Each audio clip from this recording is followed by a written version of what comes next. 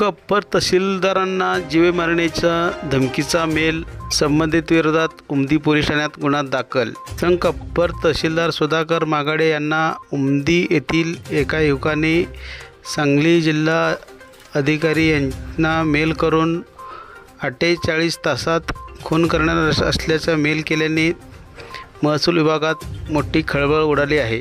या घटनेनंतर वरिष्ठांच्या आदेशानुसार संघचे अप्पर तहसीलदार सुधाकर मागाडे यांनी उमदी पोलीस ठाण्यात जाऊन गुन्हा दाखल केला असून उमदी येथील अमित नाटेकर याच्या विरोधात गुन्हा दाखल करण्यात आला आहे। उमदी पोलिसांनी दिलेली माहिती अशी की उमदी येथील अमित नाटेकर त्याच्या शेतातील रस्त्यावरून वाद होता। हा वाद संघ अप्पर तहसीलदार सुधाकर मागाडे यांच्याकडे 4 महिन्यापूर्वी दाखल झाला होता।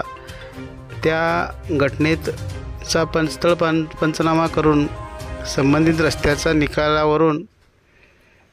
निकालाचा राग मनात धरून त्यांनी खून करण्याची धमकी मेलवरून देण्यात आली। याबाबत वरिष्ठांच्या आदेशाने अप्पर तहसीलदार सुधाकर मागाडे यांनी संबंधित तरुणाविरोधात गुन्हा दाखल केला आहे।